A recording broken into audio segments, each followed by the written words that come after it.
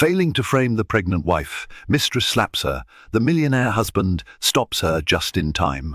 A whirlwind of secrets, power, and impossible dreams threatens to tear one family apart until an unexpected hero steps forward. In this riveting tale, Cinderella isn't just a fairy tale figure. She's a modern woman caught in a web of decay. It's spun by a jealous mistress, determined to seize fortune and status for herself. When a ruthless slap nearly crushes Cinderella's spirit, a protective millionaire husband intervenes just in time. Love, betrayal, and redemption clash beneath the glittering lights of high society. Brace yourself for a roller coaster of emotions, hidden agendas, and courageous hearts that refuse to surrender. This is a story you'll never forget. Cinderella was not her real name, of course. Her parents had named her Cynthia Elaine Robles, but all her life, friends and family teased her affectionately by calling her Cinderella. At first, it was a playful nickname because she was gentle in spirit and forever loved to dance. As years passed, however, it took on a second meaning. She grew up surrounded by the gloom of a broken family and, at times, found solace imagining she was the Cinderella from fairy tales who would eventually find her own bright future. But this is not the simple story of a girl in rags who meets a prince at a ball. Instead, this story unfolds in the lavish domain of a sprawling mansion located just outside the city of Greenwich Hills. Here, Cynthia lived with her father, Hector Robles, a self-made millionaire known for his philanthropic ventures, and a man whose heart had grown heavy with grief after losing his wife, Cynthia's mother, to a sudden illness. Hector was determined to keep his daughter safe, showering her with love and everything money could buy. Yet all the wealth in the world couldn't fill the void left by her mother's passing. When Cynthia was 18, her father remarried. In a swirl of public fascination, paparazzi cameras, and society gossip, Hector wed Naomi Bordeaux, a younger woman from a prominent family. Naomi arrived like a whirlwind, wearing designer gowns to breakfast and criticizing household staff for the slightest lapses. She brought with her an air of ostentation that might have dazzled many, but for Cynthia, it was jarring. Overnight, the quiet mansion became a stage for Naomi's endless parties and fancy gatherings. Despite Naomi's flamboyance, Cynthia tried to welcome her new stepmother with an open heart. She was prepared to share her father's attention and do whatever it took to adapt. But from the outset, Naomi saw Cynthia not as a sweet, gracious daughter, but as a threat. After all, Cynthia stood to inherit a substantial fortune when she turned 21, and Naomi wanted to ensure none of it slipped through her fingers. Determined to cement her place in the family's wealth, Naomi behaved more like an adversary than a maternal figure. Still, Hector seemed oblivious. He was enthralled by Naomi's charms, perhaps hoping that this second marriage would bring him some solace and happiness. He was too busy navigating his booming businesses and new philanthropic projects to notice the subtle ways. Naomi undermined Cynthia's confidence and stifled her joy. On the surface, the household maintained a veneer of order and politeness. Staff continued to follow Cynthia's soft-spoken directions, but they also glanced nervously at Naomi, keenly aware of the newcomer's foul temper and manipulative nature. While Naomi's petty malice simmered in the background, Cynthia found pockets of comfort in her life. She had a steadfast friend in Christine Delgado, a childhood companion from a neighboring estate. Christine was a brilliant law student with a knack for sniffing out injustice. Christine's unwavering support provided Cynthia with the courage to keep her head held high, even as Naomi's underhanded schemes began to intensify. Little did Cynthia know, a storm of colossal proportions was about to break over her life. The gentle girl who once believed wholeheartedly in fairy tale endings would soon be tested in ways she never imagined. No magic wands or fairy godmothers would appear, only real, human choices made in the face of deception and greed. In the midst of it all, a powerful man would eventually step forward in her defense, unveiling a truth far more dramatic than any story Cynthia had ever read. As the years progressed, the tension between Cynthia and Naomi grew more palpable. Cynthia, now 20, had blossomed into a kind-hearted young woman pursuing her passions. She volunteered at a local children's center, teaching dance classes and organizing small recitals to raise funds for disadvantaged youth. Her heart was all about giving back, an echo of her late mother's empathetic spirit. Naomi, for her part, was unraveling under the weight of her own envy. Although Hector was a generous husband, lavishing her with diamonds, exotic vacations, and the prestige of being Mistress, Robles, she could not rid herself of the gnawing worry that Cynthia, with her 21st birthday just months away, might overshadow her in the household and gain full control over a sizable trust fund. From the outside, Naomi was always dazzling. At every gala, she appeared in shimmering gowns, smiling for cameras, entertaining CIPs. But behind closed doors, she seethed whenever she saw Cynthia elegantly descending the marble staircase in a modest dress, her natural grace and kindness shining like an inner light. Naomi felt threatened, and that feeling fed her compulsion to manipulate everyone around her, including the household staff. To further complicate matters, Hector's business empire had doubled in scope over the last few years. He was on the brink of finalizing a new deal with major international partners. This deal meant Hector spent countless hours traveling and hosting late-night meetings, which left Naomi with ample opportunity to reign unchallenged over the mansion. One afternoon, Naomi conceived of a cunning plan. She persuaded Hector that Cynthia was no longer safe in her old bedroom because of an alleged structural issue, an excuse she manufactured from thin air. Naomi insisted it was urgent to move Cynthia into a smaller room in a distant wing of the mansion while the repairs were carried out. Hector, worrying for his daughter's safety, readily agreed. And so Cynthia found herself uprooted from the spacious suite she had cherished since childhood. She did not complain, though she felt an odd pang in her chest to leave the room that still housed so many of her mother's memories. In truth, the forced relocation was a small piece of Naomi's plan to ostracize Cynthia within her own home. Naomi put on a show of playing the concerned mother figure, pretending to watch over Cynthia's well-being. She assigned a new maid, Yvette, to look after the young woman. Yvette was a quiet, timid figure who walked on eggshells around Naomi. She followed every command diligently, no matter how unethical or biased it appeared. Amid these rearrangements, a new figure appeared on the stage, Jonathan Harrington, a suave young businessman who had partnered with Hector on a philanthropic project. Handsome, well-spoken, and hailing from an old money family, Jonathan was instantly drawn to Cynthia's warmth. He began spending time at the mansion, discussing future charity events and working closely with her to plan fundraisers. Their shared passion for helping children bonded them quickly, forming a bond of respect and camaraderie that lit a small spark in both hearts.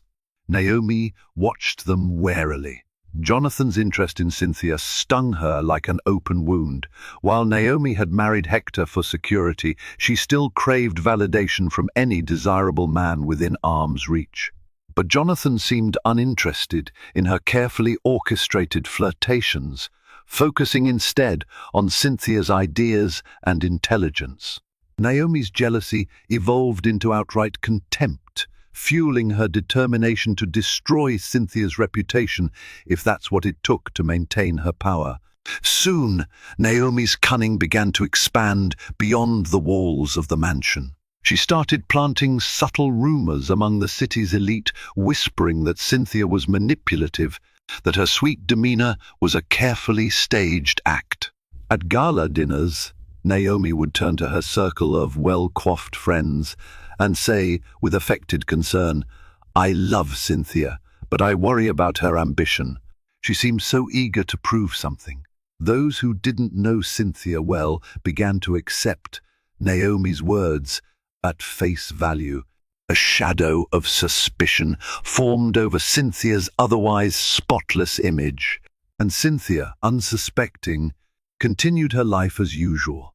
She danced with children at the community center, planned her birthday celebration with Christine, and worked alongside Jonathan on philanthropic projects.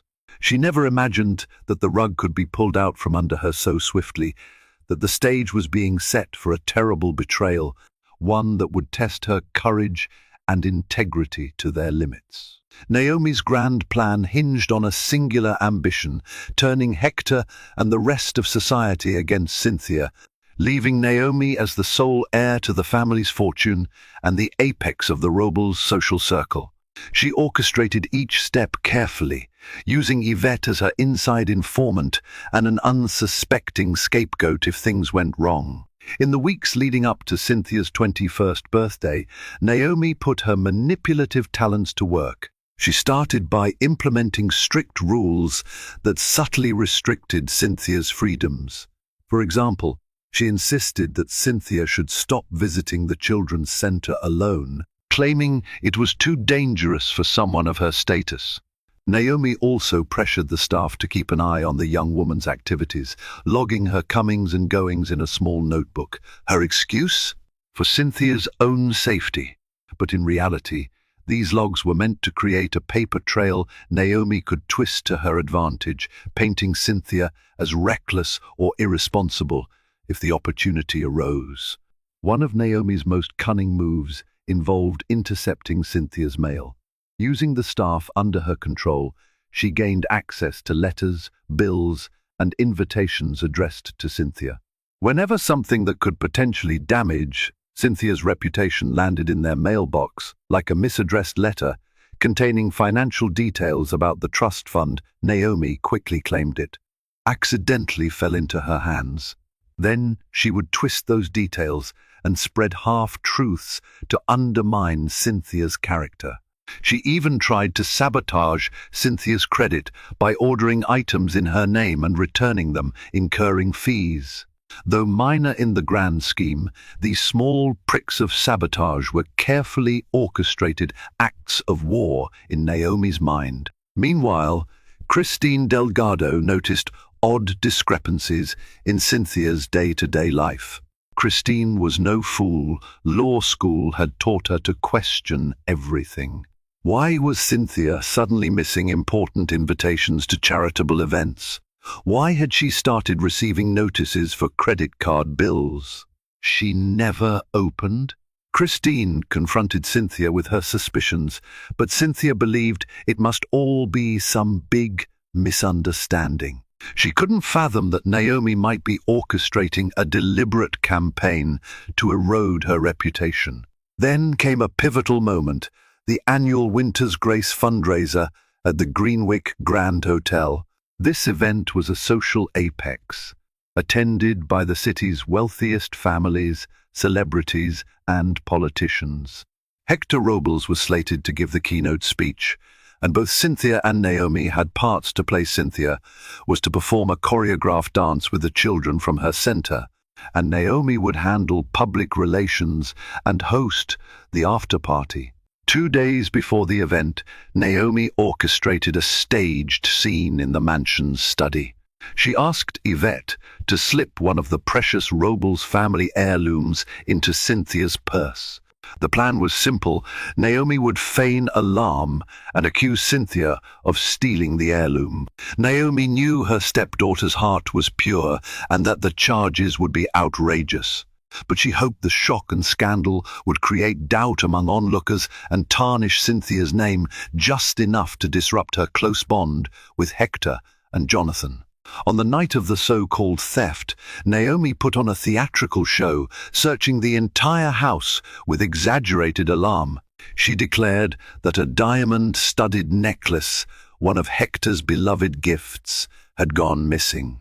Staff members, wide-eyed and concerned, helped comb through each room while Cynthia stood on the sidelines, entirely baffled by the sudden panic. "I saw Miss Cynthia in the study earlier," Yvette said, her voice trembling with faux apprehension. She glanced at Naomi, who gave a subtle nod of approval. She was near the jewelry display. Cynthia's eyes widened. "I've never gone near that jewelry display," she protested calmly, though her heart was pounding. "Why would I even touch your necklace?" Naomi wore the mask of a grieving victim. "I don't want to accuse anyone wrongly," she said, her hand pressed to her chest. "But we must check everything. This necklace is priceless. My husband entrusted it to me."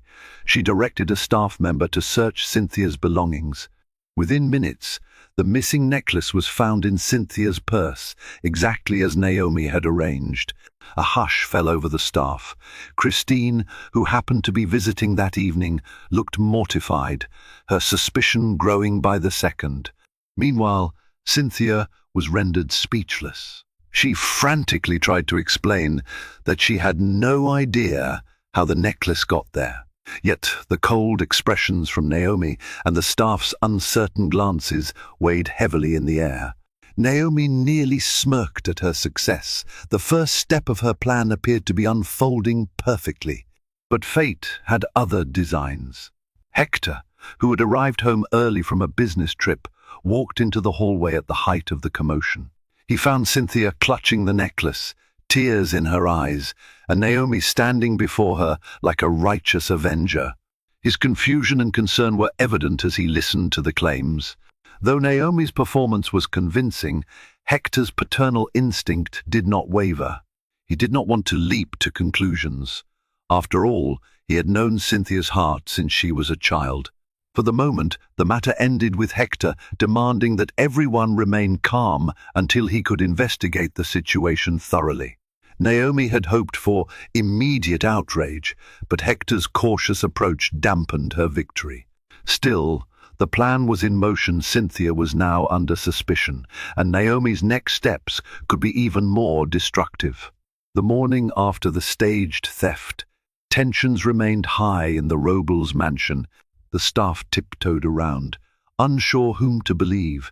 Some had always admired Cynthia's kindness. Others felt compelled to align with Naomi, anxious not to lose their jobs. Hector locked the necklace in his study and prepared to question everyone involved, determined to get to the bottom of the mystery. But Cynthia, emotionally drained and mortified, chose a different path. She slipped out of the mansion early, heading to the local cafe where she often met Christine. Christine was already seated in a corner booth, looking up at Cynthia with worried eyes. "You look exhausted," Christine said gently, as Cynthia slid into the seat opposite her. "I got your text. Tell me what happened in detail, no omitting anything." Cynthia sighed, hands wrapped around a steaming mug of coffee. She recounted the entire ordeal: Naomi's hysterics, Yvette's planted suspicion, the discovery of the necklace in her purse. Her voice shook as she asked, "Why would they do this to me? Is it just jealousy? Am I really that threatening to Naomi?" Christine's expression hardened with conviction. "Naomi is threatened by your share of the inheritance. She's trying to cast doubt on your character. If she can show you're dishonest or unstable, she might be able to control or diminish your claim when you turn 21. Cynthia's eyes filled with tears, but not just tears of hurt, tears of exasperation. "I've never even wanted the money for myself. All I want is to continue my mother's philanthropic work. My father knows that." She paused, voice trembling. "But does he still trust me?" Christine reached across the table and gently squeezed Cynthia's hand. "He loves you.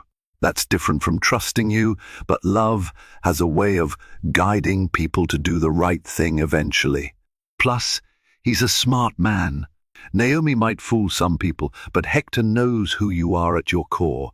The question is, how do we prove Naomi's setting you up? Before Cynthia could respond, Jonathan Harrington walked in. He spotted them, gave a small, concerned smile, and approached. "Christine texted me last night." "I'm so sorry, Cynthia," he said, sliding into the booth beside her. "I've known you for months now, and I know you'd never stoop to stealing jewelry." A wave of relief washed over Cynthia, though she felt her cheeks warm with embarrassment. "Thank you for believing me." "One, I just don't know how to get out of this mess." Jonathan frowned. "What if we find evidence that Naomi orchestrated this?" Yvette might be the key. She seems terrified of Naomi. Maybe she knows more than she's letting on. Christine nodded. "I had the same thought. If we can persuade Yvette to speak the truth, it could turn things around." Yet persuading Yvette to risk her livelihood and face Naomi's wrath was no small task. Jonathan offered to help, but Cynthia was hesitant. She already felt fragile enough. Confronting Naomi or Yvette directly terrified her. Naomi was a seasoned manipulator with a cunning streak. Cynthia feared that if she made one wrong move, Naomi would twist it against her in a more vicious manner. For now, they agreed on a cautious approach. Christine would quietly probe the household staff for information and keep tabs on Naomi's next steps.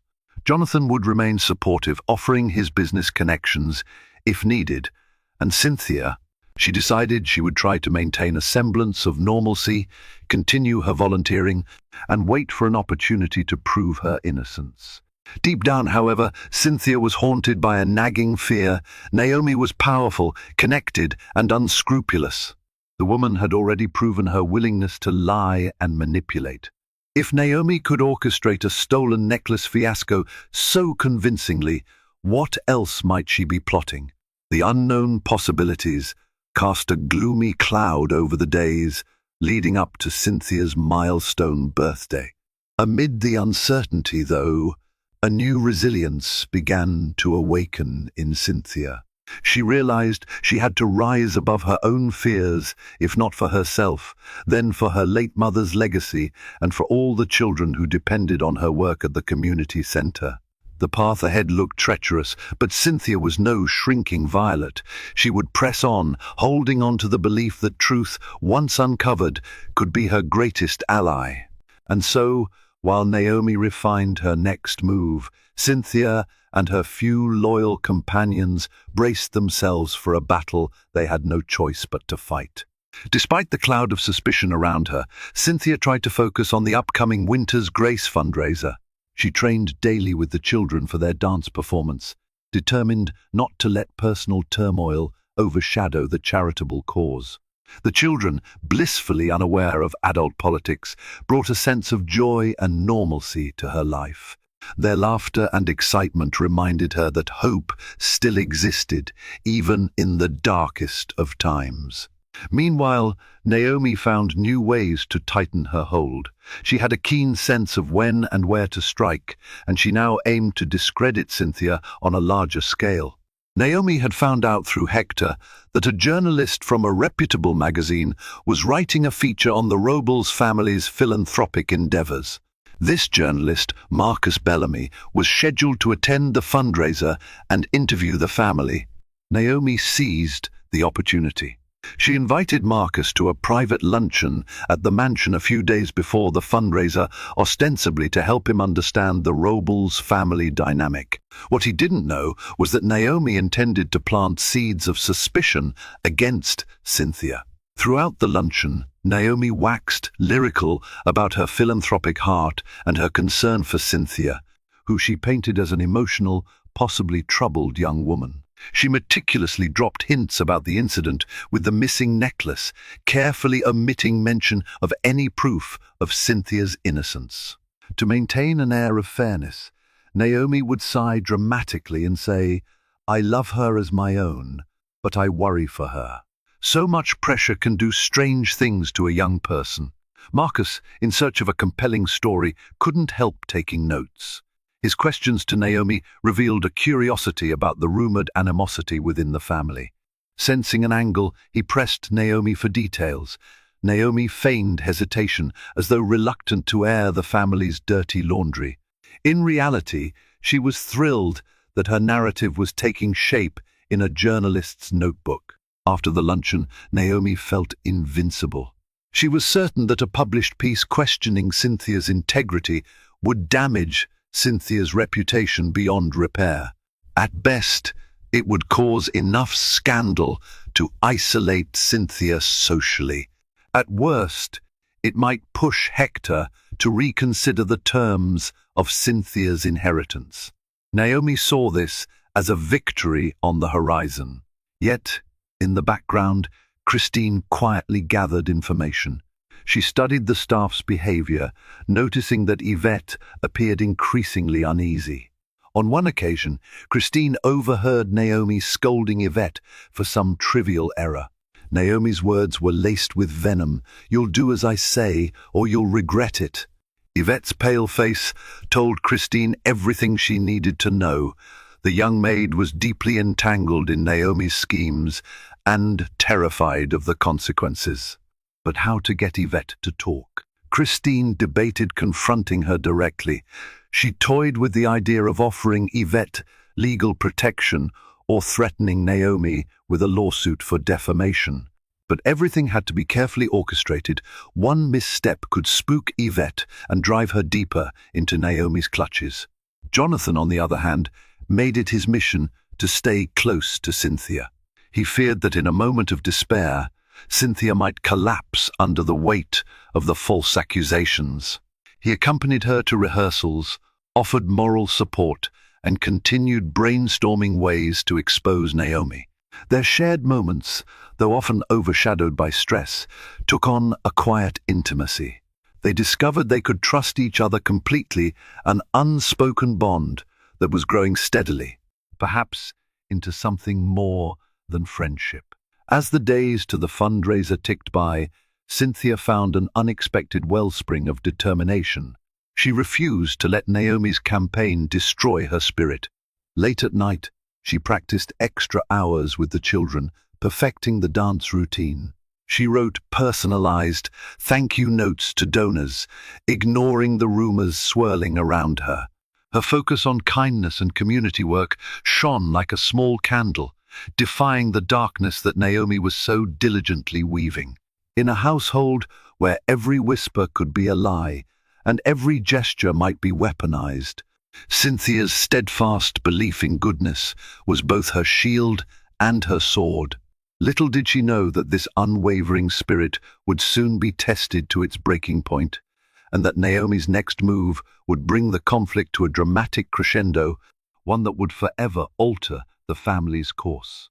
The Winter's Grace fundraiser was more than just a charity event. It was a spectacle of high society, complete with ice sculptures, crystal chandeliers, and a red carpet entrance for the city's elite. Held in the grand ballroom of the Greenwick Grand Hotel, every detail exuded opulence, from the live orchestra playing melodic tunes to the elegantly dressed guests swirling in conversation. Cynthia arrived early, guiding a group of excited children through the backstage area. She wore a simple but stunning midnight blue gown, her hair swept up in a graceful chignon. The children, dressed in white and silver costumes, glowed with anticipation. For them, the night was about dancing and receiving applause for their hard work. For Cynthia, it was also about reclaiming her dignity. She felt a surge of nerves, wondering whether the rumors Naomi had spread had reached the ears of potential donors.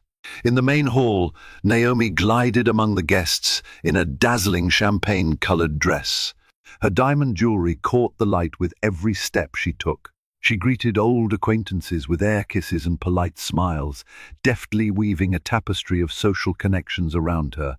With practiced skill, Naomi steered conversations to highlight her philanthropic efforts and subtly cast doubt on Cynthia's capabilities.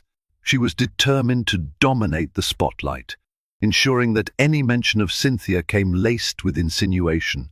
Hector stood by the entrance, greeting prominent donors and business associates. He wore an air of forced cheerfulness. The tension in his eyes was palpable.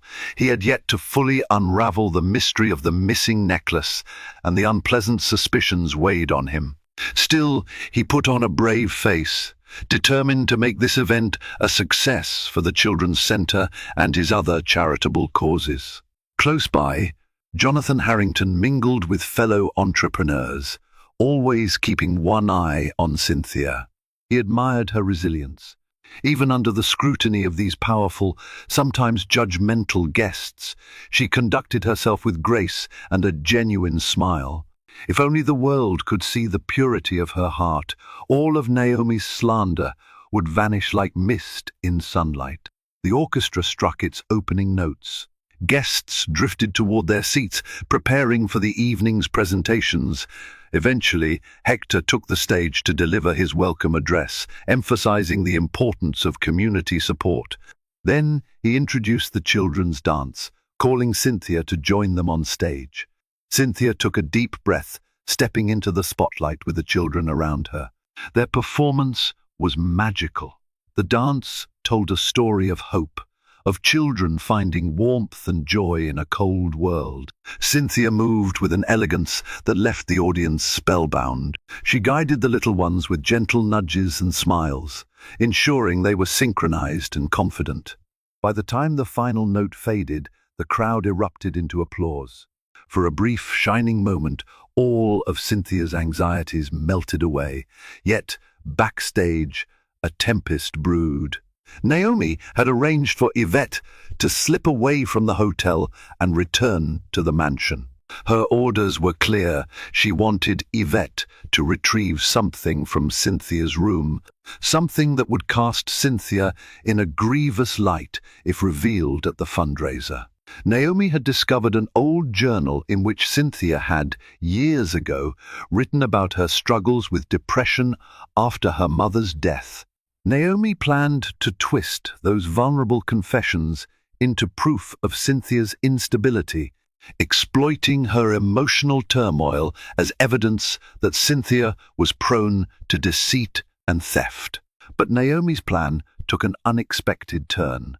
Christine, who had grown suspicious of Naomi's comings and goings, happened to notice Yvette leaving the hotel in haste. Christine slipped away from the fundraiser and followed the maid, curious about her errand.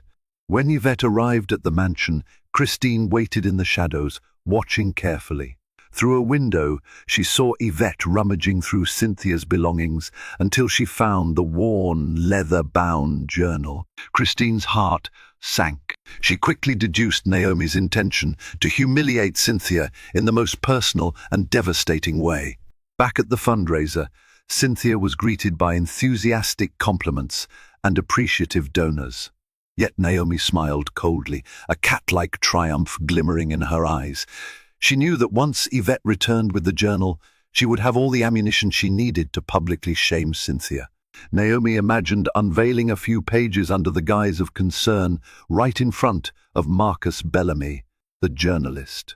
She could already picture the headlines questioning Cynthia's mental state and reliability. As the event progressed, the tension mounted. Cynthia felt the unease in the air, but couldn't pinpoint its source. Jonathan pulled her aside, quietly praising her performance and suggesting they speak privately after the event. His voice was kind, his gaze encouraging. Cynthia nodded, a flicker of hope warming her heart. But little did she know that at any moment, Naomi planned to strike like a snake, determined to deliver the final blow that would tarnish Cynthia's reputation forever. Christine quietly followed Yvette back to the hotel, determined to intervene. If Naomi managed to reveal Cynthia's journal, the damage would be immense. Those personal confessions were never meant to be paraded in front of society's elite. Christine's mind raced. She knew that confrontation with Naomi might be risky, but letting her proceed unchallenged was not an option. However, Christine was not alone in her determination. When she re-entered the hotel's back corridor, she nearly collided with Jonathan. who had also been searching for Naomi's staff. Christine explained to him in hushed tones what she had witnessed at the mansion. Jonathan's face darkened with concern. "We have to stop her," he said firmly. "Do you have any idea how we can turn the tables?" Christine bit her lip. "We could expose Naomi's real motives by proving she orchestrated the theft of the necklace. If Yvette confesses, we'll have more than enough evidence to show Naomi's pattern of deceit." But Yvette is too scared to talk. Jonathan glanced at his watch. The final speeches of the evening were about to begin. "Maybe we can leverage the fact that Naomi is about to do something illegal, or at least ethically appalling, reading someone's private journal without consent. That's a violation of privacy. If we convince Yvette that she might face legal repercussions, she might come clean." They found Yvette in a side hallway, clutching the journal in trembling hands. She looked like a frightened rabbit cornered by wolves. Christine approached her gently. "Yvette, listen. This can't go on. You know Naomi is using you. If you help her ruin Cynthia's life, you could be held legally accountable as an accomplice. This is serious." Tears welled in Yvette's eyes. "I have no choice. She threatened to have me fired.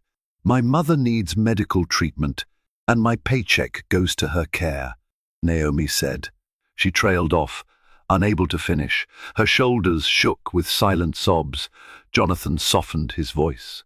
"I understand you're in a terrible position, but the truth is, Naomi doesn't care about you. She'll discard you the moment you're no longer useful. If you help us, we can protect you. I have resources and connections.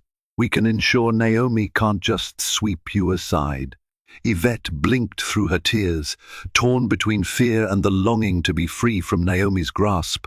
After a moment's hesitation, she nodded, as if resigning herself to the inevitable. "I'll do it. I'll tell the truth about the necklace and the journal. But please help me find another job, somewhere far from here." Christine gave her a reassuring smile. "That's a promise." Armed with Yvette's cooperation, Christine and Jonathan formulated a quick plan. They would wait for Naomi to make her move, then catch her red-handed with the journal and present Yvette's testimony. But they needed Hector's presence, and possibly Marcus Bellamy's, so there would be reputable witnesses when Naomi's deceit came to light. As Yvette slipped the journal discreetly back into her coat, Christine whispered, "We'll be right behind you. Don't hand that journal to Naomi until we give you the signal.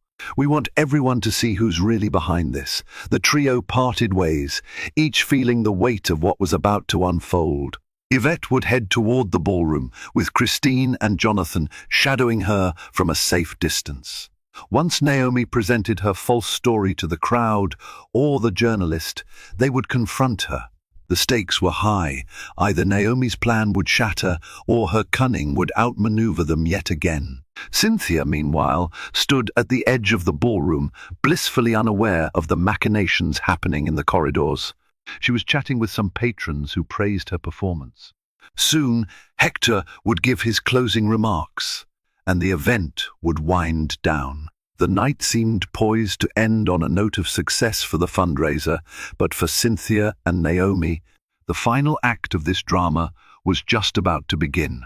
As the Winter's Grace fundraiser neared its finale, the atmosphere in the ballroom hummed with contentment and the afterglow of charitable generosity. Hector climbed the stage for his concluding speech. He expressed gratitude to all donors, praising Cynthia's dedication and acknowledging Naomi's contributions as well, though his gaze flickered with uncertainty when he mentioned her name. In the midst of Hector's speech, Naomi positioned herself near Marcus Bellamy, the journalist, and signaled Yvette with a subtle nod. This was the moment she had been waiting for. Without hesitation, Yvette approached Naomi with the leather-bound journal tucked under her arm. Naomi's eyes shone with triumphant malice as she accepted it. Marcus, sensing an unfolding drama, leaned closer.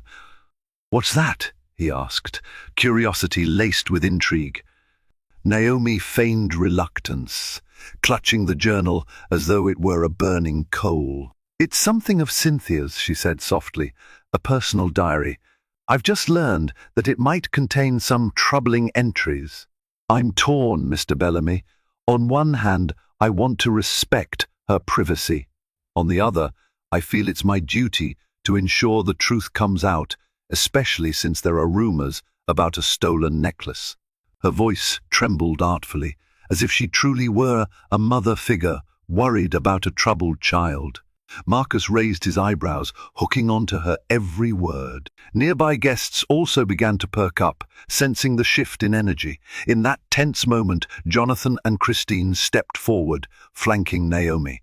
Christine's voice cut through the chatter, calm but firm. "Naomi, what exactly are you planning to reveal about Cynthia?" Naomi, caught off guard, turned to face them. She glared at Yvette, who stood a few feet away, her posture stiff and anxious. "I'm only sharing the truth," Naomi said in a hollowly righteous tone. "I have reason to believe Cynthia's mental state is affecting her moral judgment." "This journal, that journal was stolen from Cynthia's room," Jonathan interrupted, his tone sharper than usual. "You're invading her privacy and using her personal confessions against her. Isn't that precisely the sort of behavior you warned the staff never to engage in?" The surrounding crowd, including Hector and Marcus Bellamy, now shifted their attention fully to this confrontation. Heads turned, whispers swirled. Naomi tried to maintain composure. "I'm only doing what any concerned stepmother would do," she insisted, pressing a hand dramatically over her heart. "I discovered this journal by accident. Yvette found it tucked in Cynthia's purse. She thought it was relevant to the stolen necklace situation. That was the cue." Christine nodded to Yvette, who stepped forward, trembling but resolute. The maid cleared her throat. I need to speak the truth." Her voice was so soft that Christine offered her a reassuring pat on the shoulder. Yvette's eyes flicked nervously around the room. "Miss Naomi forced me to plant the family necklace in Miss Cynthia's purse." A collective gasp rippled through the onlookers, including Hector, whose face drained of color. Cynthia, who had been near the edge of the crowd, felt her world tilt. Jonathan gently guided her closer, giving her a supportive arm to cling to. "That's not all," Yvette continued, tears building. "Mistress Naomi also ordered me to bring Cynthia's personal journal here tonight. She planned to show it to you, Mr. Bellamy, and claim that Miss Cynthia's entries proved she was unstable or deceitful." Yvette paused, glancing at Naomi, who looked livid. "But it's not true. Miss Cynthia is innocent. She never stole anything." Naomi's face contorted in rage. "This is a ridiculous lie," she spat, turning to Hector. "You can't possibly believe this, darling. She's just a disgruntled maid. She must be in league with Cynthia to embarrass me." But Naomi's protests fell on deaf ears. Hector's gaze, heavy with shock and dawning realization, never left his wife. "Naomi," he said quietly, "tell me this isn't true. Tell me you haven't been orchestrating all this from the start." Naomi's mouth opened and closed, struggling for an explanation, but the silent condemnation from everyone around her spoke volumes. Marcus Bellamy, always the journalist, took a step forward. "Is there any proof to corroborate Yvette's statement?" Christine pulled out her phone. "I recorded a conversation with Yvette earlier." She pressed play, and the muffled audio revealed the maid admitting to planting the necklace at Naomi's request and retrieving the journal under Naomi's orders. The ballroom erupted in shocked murmurs. Hector looked stunned, while Cynthia felt an overwhelming mix of vindication, relief, and heartbreak. Her stepmother, the woman who was supposed to be a maternal figure, had sought to destroy her.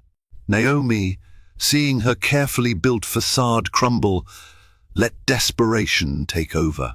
Her next move would push the evening's drama to a new level of intensity, one that no one, Not even Cynthia saw coming. Naomi's rage finally boiled over. With all eyes upon her and her schemes laid bare, she snapped. Like a coiled viper, she spun toward Cynthia, eyes brimming with malevolence. "You ungrateful little wretch," she hissed. "I gave you everything, and you dare to turn everyone against me?" Cynthia stood rooted to the spot, tears welling in her eyes. She wanted to speak, but her voice remained trapped in her throat. The stinging realization that Naomi had never cared for her, never wanted to be a true mother figure, seared her heart. Naomi lifted her hand, and before Cynthia could react, she struck her across the face with a sharp, resounding slap. The slap might as well have been thunder, cracking the tense silence in the ballroom. Cynthia stumbled backward, pressing a shaking hand to her burning cheek, her eyes wide with shock and pain. Gasps and cries rang out among the onlookers. Christine froze in horror, Jonathan's fists clenched in anger. But it was Hector who lunged forward, his face contorted with both fury and protective instinct. He grabbed Naomi's wrist, preventing a second blow that seemed moments away from landing. The strength and speed of Hector's reaction revealed the paternal love he held for Cynthia. "How dare you!" he shouted, his voice echoing through the suddenly silent room. "You will never, never lay a hand on my daughter again." Naomi tried to yank her wrist free, but Hector's grip was iron. In that instant, the polished, charming facade Naomi had presented to the world was shattered. Her eyes glistened with tears of defeat and rage, scanning the crowd of horrified faces. Everyone witnessed the truth. She was the manipulator, the aggressor, the one who had undermined the family's unity for her own gain. Security personnel and event staff surged forward, uncertain of what to do next, but ready to intervene if more violence ensued. Marcus Bellamy hurriedly jotted notes and snapped a photo with his phone. He knew he was witnessing a scandal that would shock the community. Christine rushed to Cynthia's side, enveloping her in a comforting embrace. Jonathan was also there, softly touching Cynthia's shoulder, his concern evident. Still gripping Naomi's wrist, Hector glared at his wife. "I want you out of here," he said, his voice cold with conviction. "Do you understand? Out of this hotel, out of my home. We will discuss formalities later, but for now, leave. You've disgraced this family and yourself." Naomi, tears streaking her face, realized she had lost. She tore her arm free from Hector's grasp. Without another word, she grabbed her purse and stormed out of the ballroom, her high heels echoing on the marble floor like a funeral march. A wave of hushed whispers followed in her wake. The scene she left behind was one of disbelief and uneasy relief. Cynthia trembled, her cheek throbbing, but the pain was overshadowed by a dizzying surge of emotional release. She was free from the looming threats and manipulations. Tears slipped down her face, mingling with a weak, relieved smile. Christine and Jonathan guided her off to a quieter corner, where a hotel staff member offered her ice for her cheek. Hector stepped to the microphone again, obviously shaken. He cleared his throat, struggling to regain composure. "I apologize," he said, addressing the stunned audience. "It appears we've had a personal crisis. Please, let's continue the evening's mission to support these children. We'll deal with this family matter privately." His voice wavered, but the audience offered a respectful round of applause, sympathetic to the explosive situation. But even as the official portion of the fundraiser resumed, no one could ignore what had just happened. Conversations buzzed about Naomi's downfall, about the newly revealed fact that she had orchestrated a vile plan against her stepdaughter. And in one electrifying moment, the tension that had built up for months had erupted only to subside into a strange, uncertain calm. For Cynthia, the sting on her cheek paled in comparison to the betrayal that battered her heart. Yet she also felt a profound sense of gratitude. Her father had stood up for her at last, unveiling Naomi's true colors to everyone present. Jonathan and Christine had orchestrated a bold plan to expose Naomi's lies, and Yvette had found the courage to speak the truth. That night marked the end of an era, the era in which Cynthia was the helpless Cinderella, locked away and despised by a cruel mistress. She had her father's love and protection now, and she had allies who would stand by her in the darkest storms. The road ahead remained uncertain, but for the first time she felt the shackles of Naomi's tyranny fall away. The next chapter of her life would be hers to claim, with the promise of healing and hope guiding her forward. The days after the fundraiser were a whirlwind of media frenzy. Headlines blazed with Naomi's public humiliation, labeling her the architect of a cruel plot. Photos and eyewitness accounts of the slap spread quickly, fueling the city's chatter. Hector issued a terse statement, urging respect for his family's privacy. Yet reporters swarmed the mansion gates, shouting questions whenever Cynthia ventured outside. Though cleared of wrongdoing, she found the sudden spotlight overwhelming. She clung to the children's drawings and letters of support, reminders of her purpose beyond scandal. Inside the mansion, relief mixed with lingering shock. Without Naomi's controlling presence, the household staff breathed more easily. Christine offered legal guidance to Hector, and Jonathan stood by Cynthia's side, a silent pillar of comfort. Their presence helped Cynthia cope with the sudden media onslaught. Meanwhile, Naomi retreated to a penthouse downtown, already contesting her eventual divorce settlement. She tried planting new rumors, but few believed her. Yvette, under Christine's protection, found safer employment. Finally free, she refused all attempts to coerce her into silence. Despite the chaos, a fragile sense of peace emerged. Cynthia reclaimed her childhood room, intent on honoring her mother's memory through renewed volunteer work and daily acts of kindness. Though the betrayal still stung, she felt hopeful for the first time in years. The mansion's dark shadows receded little by little, replaced by the promise of fresh starts and honest connections. A few days after the scandal, Hector asked Cynthia to join him in the garden once, her childhood retreat with her mother. Fresh lilies bloomed along the gazebo, a quiet nod to her late mother's favorite flower. Looking weary but resolute, Hector confessed, "I'm sorry for failing you. I was blind, wanting a complete family so badly that I ignored the signs. Naomi betrayed us both." Cynthia gripped his hand. "I understand, Dad. We can't change the past, but we can move forward." They strolled, recalling happier times, her mother's warm smiles, playful afternoons chasing butterflies. Each memory reminded them of the love they once shared as a family.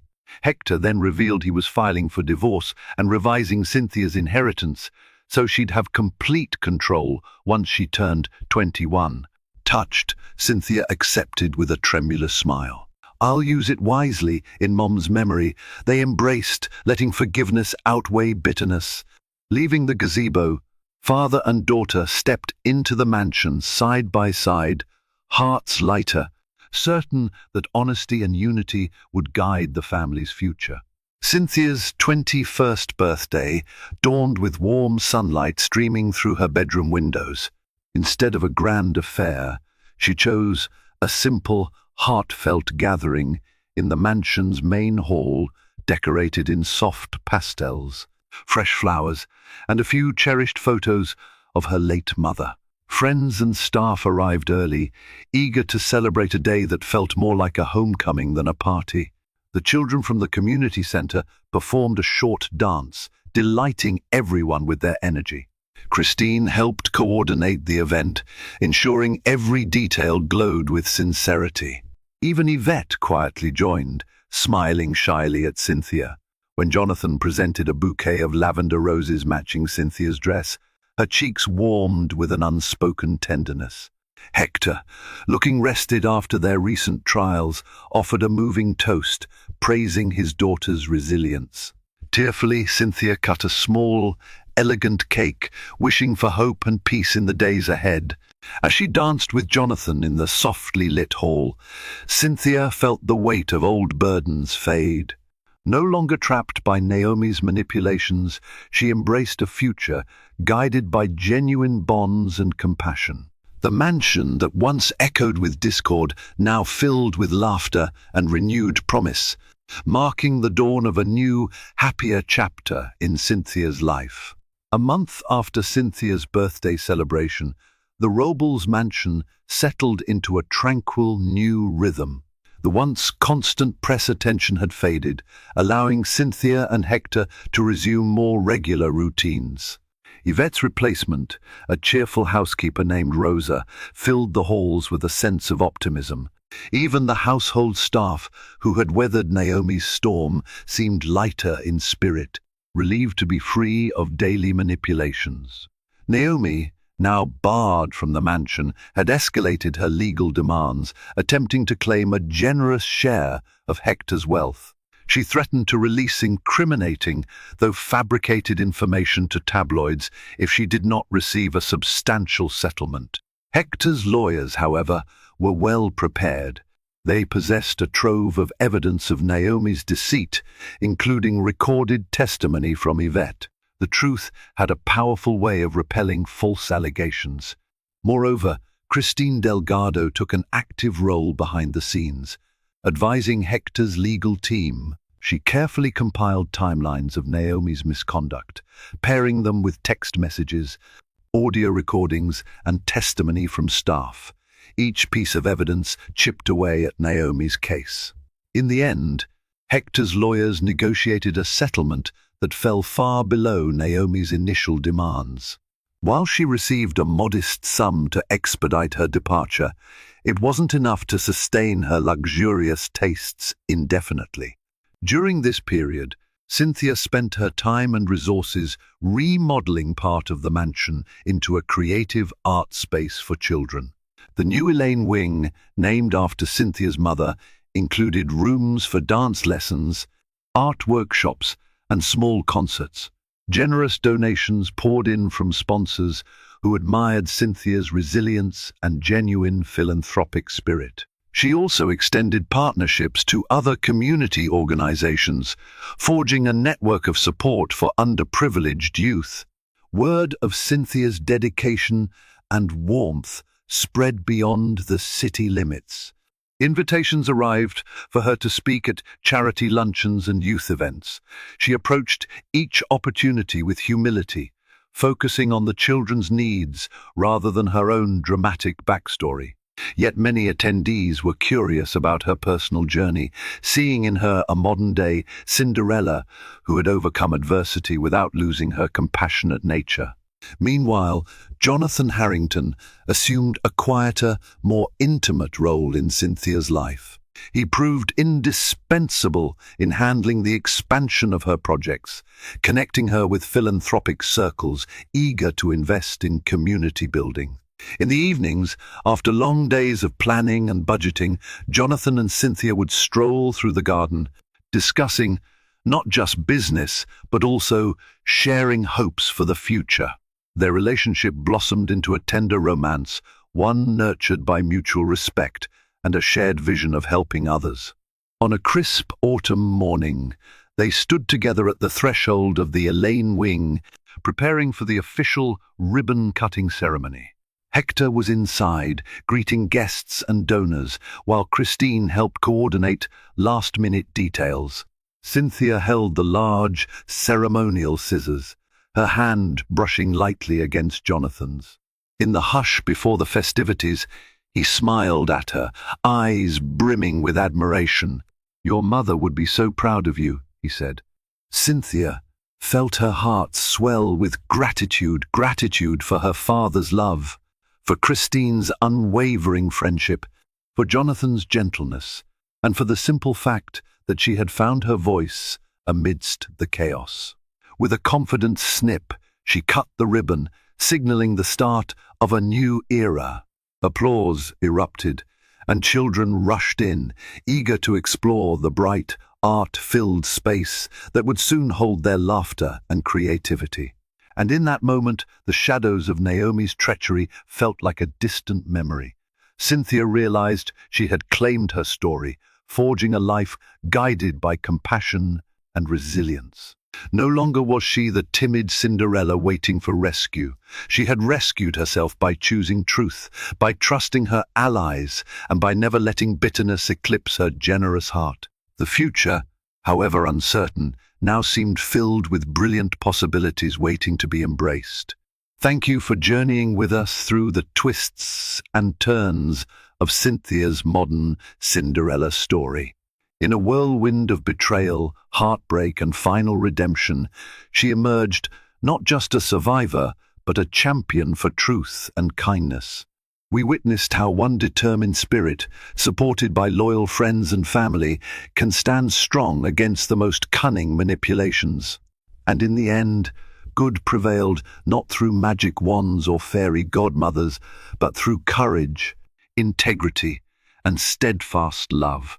If this tale inspired you or touched your heart, please take a moment to like this video, share it with friends who could use a spark of hope, and subscribe to our channel for more gripping stories of resilience and triumph. Your support helps us bring more heartfelt narratives to life. Thank you again, and until next time, stay hopeful, stay kind, and keep believing in the power of truth. Ashamed of his wife, Millionaire schemed with his mistress, but karma delivered the ultimate justice.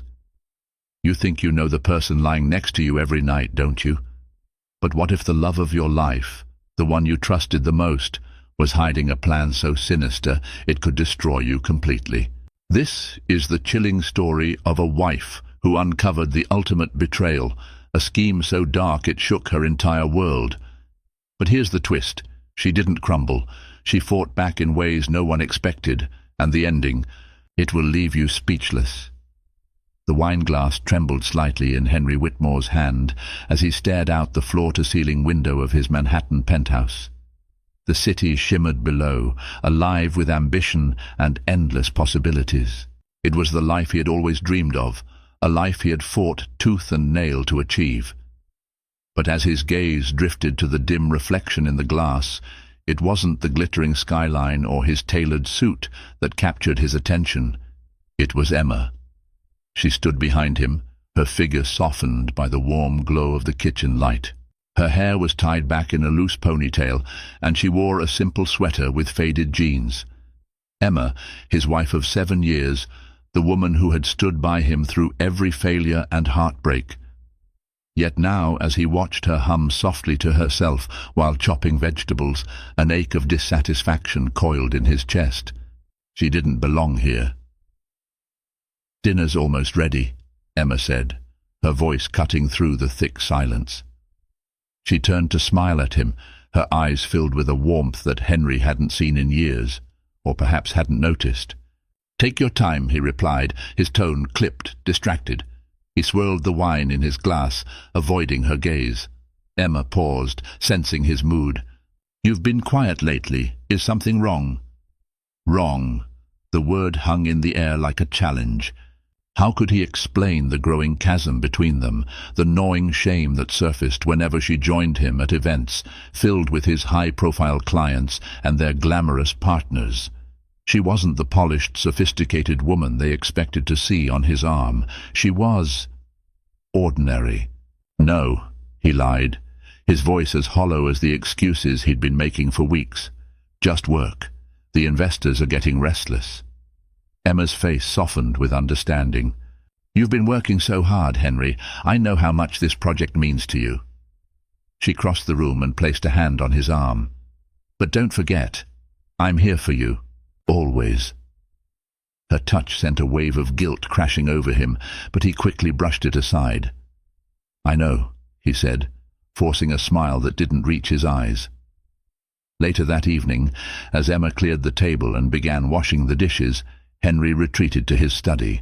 The room was a sanctuary of dark wood and leather, its walls lined with shelves of books he rarely touched.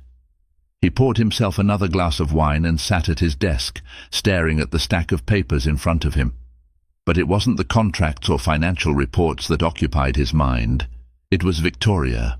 Her name alone sent a thrill through him, a dangerous reminder of the life he had begun carving out beyond Emma's reach. Victoria Carlyle was everything Emma wasn't: elegant, bold, and unapologetically ambitious. She had swept into his life like a storm, pulling him into a whirlwind of desire and recklessness. His phone buzzed, pulling him from his thoughts. A message from Victoria lit up the screen. "Victoria, can't stop thinking about you. Call me when you're free." Henry's thumb hovered over the screen, his heart pounding. The temptation was suffocating, and for a moment he let himself imagine what life would be like without Emma, without the weight of her unwavering kindness, her quiet presence, her unassuming love.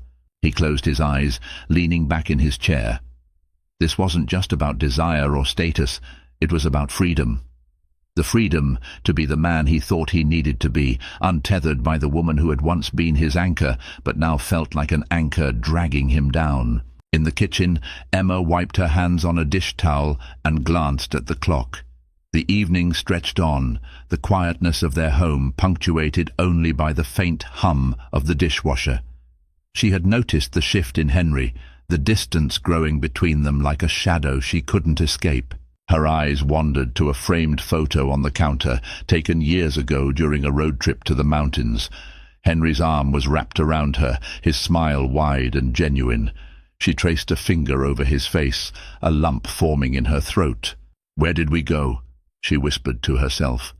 Emma didn't hear the faint click of the study door as Henry emerged, his phone in hand and his face unreadable. But as she turned to greet him, he was already heading toward the bedroom, his mind miles away. The photo sat forgotten on the counter, its smiling couple trapped in a memory that now felt like someone else's life. In the shadows of their shared life, the seeds of betrayal began to take root. Emma clung to the hope that love could bridge the growing divide, while Henry drifted further into the web of his own making. Neither of them could see the storm gathering on the horizon, a storm that would test their resilience, reshape their identities, and reveal the true cost of ambition. Henry Whitmore had become adept at leading two lives. By day, he was the celebrated real estate tycoon with sharp suits and sharper instincts. By night, he was a man consumed by desires he didn't dare name aloud. Tonight, he sat in the dim corner of an upscale bar, swirling a glass of bourbon as Victoria Carlyle slid into the seat across from him. Victoria had a way of commanding attention. Her tailored black dress hugged her figure, her dark red lipstick accentuating the sharp lines of her face. She exuded power, and Henry felt both intoxicated and intimidated by her. "You're late," she said, crossing her legs and fixing him with an expectant gaze. "Emma wanted to talk," Henry replied, his voice low. Victoria raised an eyebrow, her lips curving into a smirk. "Ah, the dutiful husband routine. How quaint." Henry's jaw tightened. "It's not like that." "Isn't it?" she countered, leaning forward. "You're here with me, Henry, not her." Her words hung in the air, heavy with implication. Henry looked away, his eyes tracing the pattern of condensation on his glass. He didn't respond, and Victoria took it as her cue to press further. "You've outgrown her," she said, her voice soft but insistent. "You've built an empire, surrounded yourself with the elite. And Emma, she's still that small-town girl who doesn't understand your world." Henry's throat tightened as guilt and pride warred within him. "She's been good to me, Victoria. Better than I deserve." Victoria rolled her eyes. "Spare me the sentimentality. Being good isn't enough, Henry.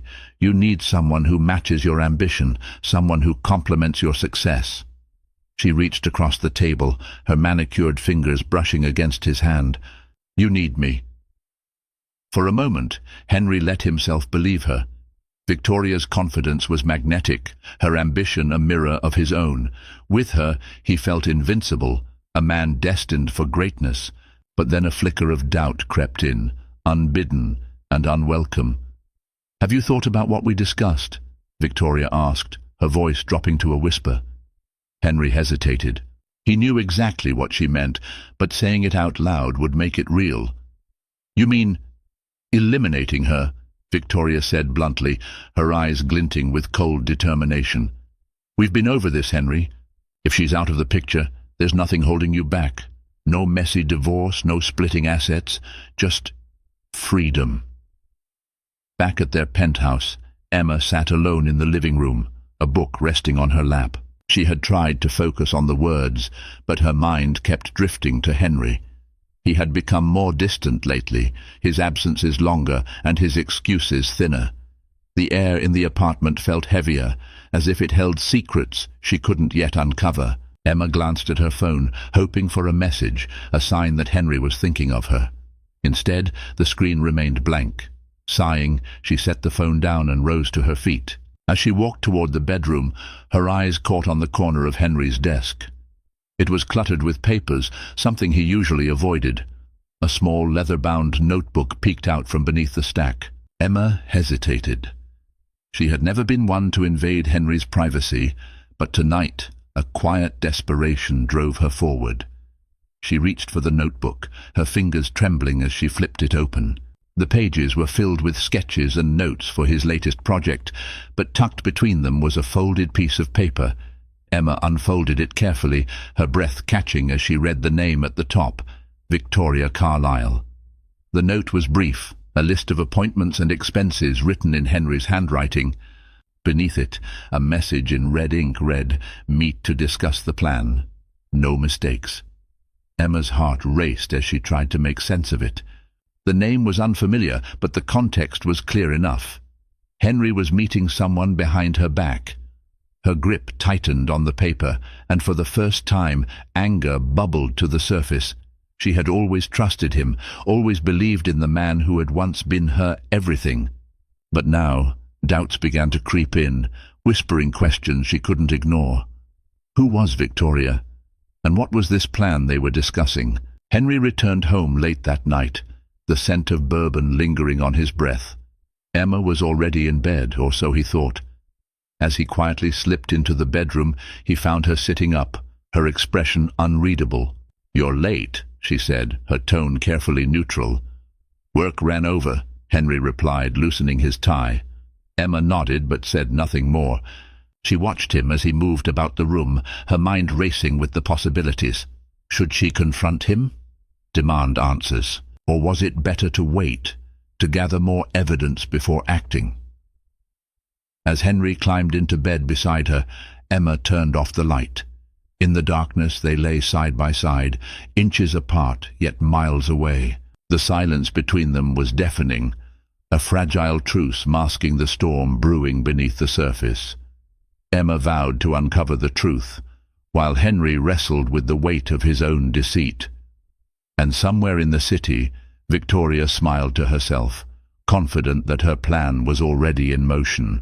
The morning light filtered into the penthouse, casting soft shadows across the marble floors. Henry sat at the breakfast bar, a steaming cup of black coffee in hand.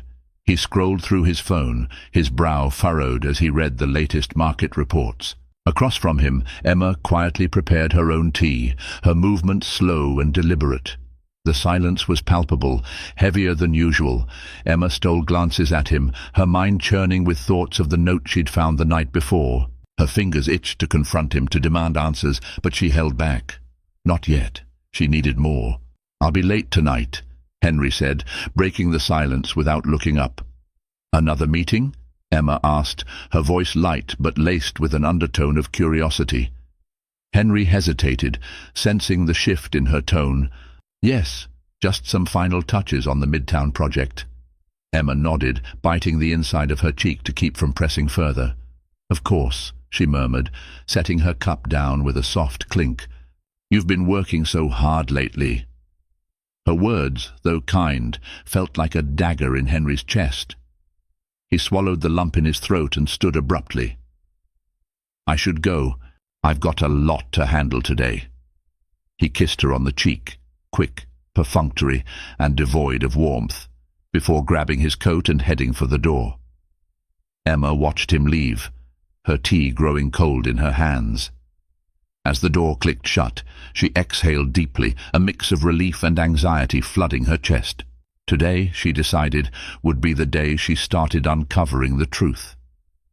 After cleaning up the breakfast dishes, Emma returned to Henry's study. The small notebook was still there, tucked under the same pile of papers, as if daring her to look again. She hesitated for only a moment before flipping it open, her eyes scanning each page with meticulous care. The entries were cryptic but revealing. Meeting dates, addresses, and large sums of money exchanged hands. Her pulse quickened as she read the names: Victoria Carlyle, Western Securities, and Blue Water Investments. At the bottom of one page was a notation: Carlyle, Friday, the Mayfair. Emma's breath hitched. The Mayfair was one of the most exclusive restaurants in the city, a place she and Henry used to frequent in their earlier, happier days. It was a place for celebrations, not secret meetings. Her chest tightened, but she forced herself to remain calm. She grabbed her phone and jotted down the details, her hands trembling. Whatever was going on, she couldn't ignore it any longer. That evening, Emma dressed carefully, her attire casual enough to blend in, but polished enough to avoid suspicion. She wore a beige trench coat and pulled her hair into a low bun. The last thing she wanted was to be recognized. The Mayfair was bustling when she arrived, its dimly lit interior filled with the hum of conversation and the clinking of glasses. She slipped into a corner booth near the back, her eyes scanning the room. Then she saw them. Henry sat across from a stunning woman with sleek dark hair and an aura of confidence that turned heads. Victoria Carlyle. Emma didn't need an introduction to know who she was. Her stomach twisted as she watched them. Henry leaned in, his expression animated in a way she hadn't seen in years. Victoria laughed, the sound rich and deliberate, her hand grazing his arm. Emma's heart felt like it might shatter, but she forced herself to remain composed. She focused on their body language, the way they leaned toward each other, the intensity of their conversation. This wasn't a simple business meeting, but then something caught her attention. Victoria slid a manila folder across the table. Henry opened it, his eyes scanning the contents. Emma couldn't see what was inside, but the tension in his posture spoke volumes. Emma left the restaurant before Henry or Victoria noticed her. Her mind raced as she walked through the crowded streets, the cool night air biting at her cheeks. She replayed the scene in her head, the folder, the way Henry had looked at Victoria, as if she were the center of his world. This wasn't just an affair. This was something darker, something calculated. Back in the penthouse, Emma paced the living room, her thoughts spinning. She needed answers, but she also needed to protect herself. Whatever Henry and Victoria were planning, it wasn't good, and Emma wasn't about to let herself become collateral damage. She sat down at her laptop, pulling up a search engine. The names from Henry's notebook appeared on the screen as she typed them in one by one. Victoria Carlyle, interior designer, prominent in high-end real estate, known for her connections with wealthy clients and powerful investors. Western Securities, a private investment firm linked to several legal disputes over unethical practices. Blue Water Investments, a shell corporation with ties to offshore accounts. Emma's hands trembled as she pieced it together. These weren't just business dealings, they were part of a larger scheme. And Henry was in the middle of it. That night, as Henry returned home, Emma greeted him with her usual warmth, masking the storm brewing inside her. "How was your meeting?" she asked, her tone even. "Fine," Henry replied, his eyes avoiding hers. "Just business as usual." Emma smiled, the expression not quite reaching her eyes. "Good," she said softly, but inside she vowed that this was only the beginning. She would uncover the full truth, and when she did, Henry would realize just how wrong he had been to underestimate her. And for the first time in years, Emma felt something stir within her, a quiet, steely resolve. Whatever was coming, she would be ready. The morning came with a cold grey light that seeped through the curtains of the penthouse. Emma sat at the dining table, her hands wrapped around a mug of coffee that had long since gone cold. Her thoughts churned with fragments of the previous night. Henry, Victoria, the manila folder. The weight of it pressed against her chest like an anchor. She had spent the night connecting dots, each discovery deepening the pit in her stomach. Victoria wasn't just Henry's mistress. She was a catalyst, a driving force behind something far more sinister than an affair. Emma reached for her phone, scrolling through the notes she had hastily typed. Every name, every detail, every shred of evidence she could gather was listed there. She knew she couldn't confront Henry without a plan. If she did, he might shut her out completely, or worse, escalate whatever he was plotting. The sound of footsteps drew her attention. Henry entered the room, his suit crisp, his tie perfectly knotted. He looked every bit the successful businessman, but to Emma, his polished appearance now seemed like a mask hiding something rotten beneath. "Good morning," he said, pouring himself a cup of coffee. Emma forced a smile. "Morning. You're leaving early today?" "Busy day," he replied, not meeting her eyes. She studied him as he sipped his coffee, his demeanor cool and detached. It struck her how easily he moved through life, carrying the weight of his lies without faltering. "Will you be home for dinner?" she asked, her tone casual. Henry hesitated for a fraction of a second, just enough for Emma to notice. "I'm not sure. Don't wait up." And with that, he was gone, leaving behind the faint scent of his cologne and a silence that felt louder than words. Emma didn't waste any time. As soon as Henry left, she grabbed her coat and headed out. She had an address from the notebook, Western Securities, and she intended to see it for herself. The office was located in a sleek, modern building downtown, its reflective glass facade shimmering in the morning light. Emma hesitated outside, her heart pounding. She had no appointment, no plan, and no idea what she was walking into. But she couldn't turn back now.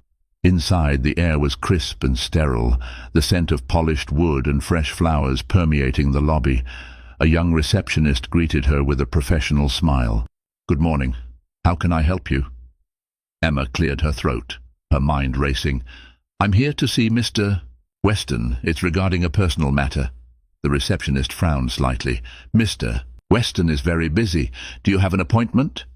Emma hesitated, then forced a nervous laugh. "I'm sorry, I should have called ahead. It's just... my husband, Henry Whitmore, mentioned him, and I thought I'd drop by. I didn't want to trouble him." The mention of Henry's name had the intended effect. The receptionist's polite smile widened, and she nodded. "I'll see if he's available. One moment, please." Emma sat in the plush waiting area, her hands clasped tightly in her lap. She felt out of place among the high-powered professionals milling about, their designer suits and leather briefcases a stark contrast to her simple outfit. Minutes later, the receptionist returned. "Mr. Weston can see you now. Follow me." The office was expansive, with floor-to-ceiling windows offering a panoramic view of the city. A man in his late 40s sat behind a sleek desk, his salt-and-pepper hair neatly styled. He looked up as Emma entered, his sharp eyes assessing her immediately. "Mrs. Whitmore," he said, standing to shake her hand. "To what do I owe the pleasure?" Emma forced a smile, her palms damp. "Thank you for seeing me on such short notice. I know you're busy." Weston gestured for her to sit. "Henry and I go way back.